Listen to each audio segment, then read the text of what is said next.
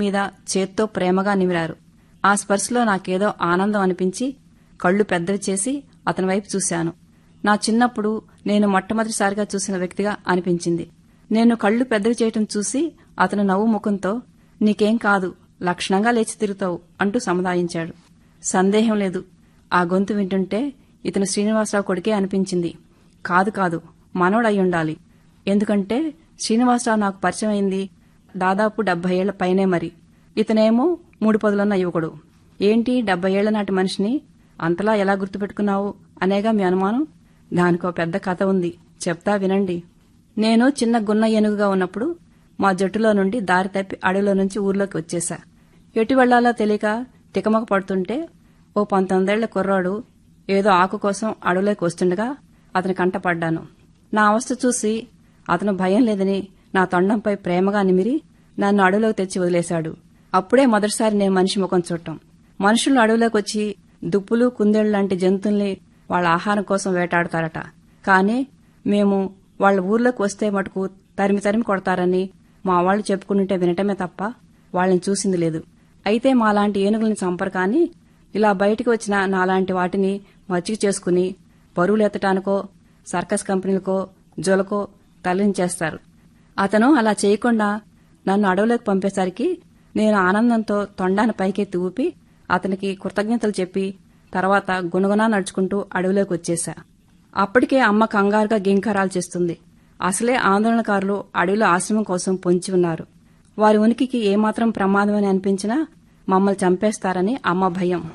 దాని తర్వాత 2 నెలలకు అతను ఓ అమ్మాయిని తీసుకుని అడవి మార్గంలో మరో ప్రాంతానికి వెళ్లటం గమనించా. వాళ్ల వెనకాలే నేను అనుసరించి వెళుతుంటే నా అలికిడికి వెనక తిరిగి చూసి నన్ను చూసి దడుచుకున్నాడు.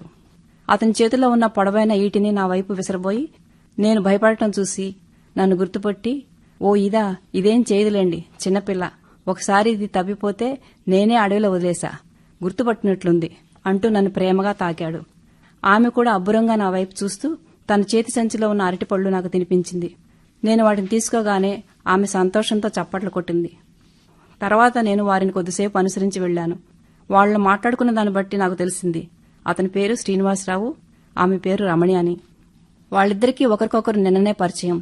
ఆమె పట్నం నుంచి ఈ ప్రాంత మహిళలకి శిక్షణ ఇవ్వడానికి వచ్చిన ఉద్యమకారిణి. అతను ఆమెకు తోడుగా నియమించబడిన వ్యక్తి అని నాకు అర్థమైంది. ఇంకా నాకు అర్థమైంది ఏంటంటే వీళ్లు చేస్తున్న ఉద్యమం ప్రత్యేక ఆంధ్రప్రదేశ్ కోసం. తమిళనాడు నుంచి విడిపోయి ఆంధ్ర రాష్ట్రం ఏర్పడి అప్పటికి 2 ఏళ్లయింది. తెలుగు భాష మాట్లాడే వారంతా ఒకటిగా ఉండాలని, హైదరాబాద్తో కలిసి విశాలాంధ్ర కావాలని ఆందోళన జరుపుతున్నారు. వీరి కార్యాచరణ ఒక ప్రాంతం నుంచి ఒక ప్రాంతానికి విస్తరించడానికి పోలీసులు కంటపడకుండా ఇలా రహస్యంగా వెళుతున్నారు. నాకు వాళ్ల సంభాషణ ఇంకా వినాలనే ఉంది. కానీ అక్కడ అడవి మార్గం అంతం కావడంతో వాళ్లు ఆగి నా వైపు చూసి ఇహ నువ్విక్కడ ఆగిపో, మేం పక్క గ్రామంలోకి వెళ్లి మళ్లీ రేపు వచ్చేస్తాం అని చెప్పగానే నేను సరేనంటూ తొండం ఊపి అక్కడి నుంచి వచ్చేశా. మరుసటి రోజు నేను వాళ్ల కోసం అక్కడ ఎదురు చూడసాగాను. కాని వాళ్లు ఎంతకీ రాలేదు. అతనెందుకు అలా చెప్పాడని ఆలోచిస్తూ వస్తుంటే దారిలో రక్తం మరకలు కనిపించాయి. నాకేదో అనుమానం వచ్చి వాటి ఆనవాలు చూసుకుంటూ వెళ్లా. నా అనుమానం నిజమే అయింది. ఒక చిన్న గుట్టను ఆనుకుని ఉన్న బొరిలో వాళ్ళిద్దరూ కనిపించారు.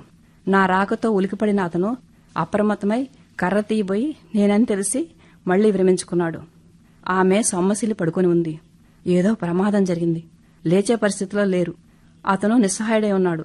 శక్తిని కూడగట్టుకునేందుకు అక్కడ ఆగారని అర్థమైంది.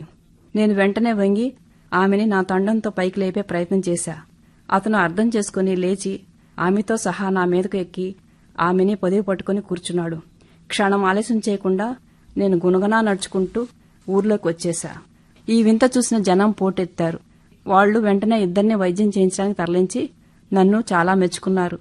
అతను హాస్పిటల్కి వెళ్లే ముందు అన్నాడు, మేము తిరిగి వస్తుంటే ఆమె ఎలుగుబంటి దాడికి గురైంది. నేను బరిస్తో దాన్ని అడ్డుకోబోతే అది నా మీదకి కూడా దాడి చేసి బరిసెని విరిచేసింది.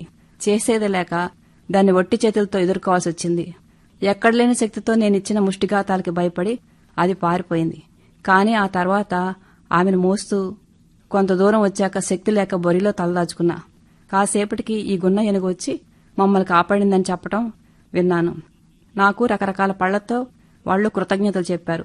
నేను చేసిన పనికి నాకే సంతోషం వేసి గంతులేసుకుంటూ తిరిగి అడవిలోకి వచ్చేశా. తర్వాత 6 నెలలకి వాళ్లు అనుకున్నది సాధించారు. తెలుగు మాట్లాడే తెలంగాణ ప్రాంతాలను కలుపుతూ ఆంధ్రప్రదేశ్ రాష్ట్రం అవతరించింది. రాష్ట్రం మొత్తం పండగ వాతావరణం నెలకొంది. శ్రీనుకి నేనెక్కడుంటానో తెలుసు కనుక నా కోసం వచ్చాడు. నన్ను ఊర్లోకి తీసుకొచ్చి సంబరాలు జరుపుతూ పెద్ద ఉపన్యాసం చెప్పాడు. ఆ రోజు నేను వాళ్ళని రక్షించి ఉండకపోతే ఉద్యమం ఇంత తొందరగా కొలికి వచ్చేది కాదన్నాడు. నేను కూడా ఉద్యమంలో భాగం పంచుకున్నందుకు గొప్పగా మెచ్చుకున్నాడు. అంతలో పక్కనుంచి మైకులో పాట మోగుతుంది. నేను సైతం ప్రపంచాగ్నికి సమిధినొక్కటి ఆహుతిచ్చాను, నేను సైతం విశ్వవృష్టికి అశ్రు ఒక్కటి దారవోశాను. అది విని నా కళ్ళంట కూడా ధారగా నీరు కారింది. నేను శ్రీనివాసరావు ప్రేమకి బానిసనై అతనితో పాటు ఉండిపోవాలనుకున్నాను. కొంతకాలం ఉన్నాను కూడా. అయితే తర్వాత 3 సంవత్సరాలకి హైదరాబాద్లో నెహ్రూ జువాలజికల్ పార్క్ ఏర్పాటు చేశారు. వన్యప్రాణుల సంరక్షణ ప్రభుత్వ బాధ్యత అని అందులోకి నన్ను తరలించాలని ప్రభుత్వం నిర్ణయించింది. శ్రీనివాసరావు నా విషయంలో ప్రతిఘటించినా వారు వినలేదు. నేను జూకి వచ్చాక కూడా నా కోసం తరచూ వచ్చేవాడు శ్రీను. అన్నట్లు శ్రీను రమణి పెళ్లి చేసుకున్నారు. తర్వాత వాళ్ల పిల్లల్ని కూడా నన్ను చూపించడానికి జూకి తీసుకొచ్చేవారు.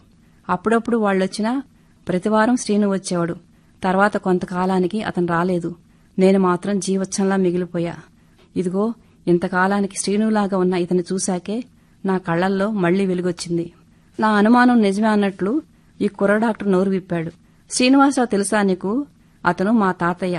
ఓ రోజు జూ నుంచి వస్తుంటే రోడ్డు యాక్సిడెంట్లో కాలు విరిగిందట. చాలా రోజులు అవస్థపడ్డారట. మనలాంటి వాళ్లకే ఇలా అయితే మరి మూగజీవాల బాధ ఎవరు అర్థం చేసుకుంటారు అని మదనపడేవారట. అందుకే మా నాన్నని వెటర్నరీ డాక్టర్ చేయాలనుకున్నారు. ఈ విషయాలు తరచూ చెప్పేవారట. ఆయనకి ఆపరేషన్ సరిగా జరగక లోపల గ్యాంగ్రీన్ ఫామ్ అయ్యి ఆయన ప్రాణాల మీదకి తెచ్చింది. ఆయన చనిపోయాక నాన్నమ్మ వాళ్ళ పుట్టింటికి వెళ్లిపోయింది. నాన్నకి తాతపోయిన దుఃఖంలో చదువు సరిగా సాగక ప్రైవేటు కంపెనీలో జాబ్లో జాయిన్ అయ్యారు. కొద్ది సమయంలోనే ఆయన పనిచేసే కంపెనీ ఆయన్ని అమెరికా పంపింది. నా చదువు అక్కడే సాగింది. ఆయన చదవలేనిది నాతో చదివించి డాక్టర్ అయ్యేలా చేశారు. ఈ రోజు విదేశీ డాక్టర్స్ ప్రత్యేక బృందం పర్యవేక్షణలో ఈ జూని సందర్శించడానికి వచ్చా. అలా వచ్చేలా ఏర్పాటు చేసుకున్నా. ఎందుకంటే మొన్ననే నేను ఇలా డాక్టర్ కావటానికి గల కారణం, అలాగే నీ గురించిన అన్ని విషయాలు నాన్న చెప్పారు. నేను నీకోసమే ఇక్కడికి వచ్చా. ఇక్కడే ఉండిపోదామనుకుంటున్నా. మరి లేచి నిలబడు అన్నాడు. ఆ మాటల్లో ఎంతో ప్రేమతో నిండిన అనురాగం. ఆ అనురాగ వృష్టికి నేను చెలించిపోయా. శ్రీనివాసరావు కాలు విరిగి ప్రాణం మీదకి వచ్చిందని తెలిసి బాధపడ్డాను. అతను నా కోసం తన కొడుకుని డాక్టర్ చేయాలనుకోవటం, అతనికి అది కుదరక అతని కొడుకునే తీర్చిదిద్దటం, పైగా ఇన్నేళ్లైనా శ్రీనివాసరావు కొడుకు కూడా నన్ను గుర్తుపెట్టుకోవటం చూసి చెల్లించిపోయా. 80 ఏళ్ల నా జీవితానికి ఇంతకంటే ఇంకేం కావాలి? శ్రీను రమణులు నా పట్ల చూపిన అనురాగమే కాకుండా కొడుకు మనవడు కూడా వారి మనసులో నాకు చోటు ఇవ్వటం చూసి నా కంటి నుండి అశ్రుధారలు వర్షించగా డాక్టర్ని తొండంతో ప్రేమగా దగ్గరికి తీసుకున్నాను. మీరింతవరకు తెలుగు సాహిత్య కార్యక్రమంలో అనురాగ వృష్టి శ్రీమతి ఉయ్యూరు అనసూయ గారి కథానిక విన్నారు.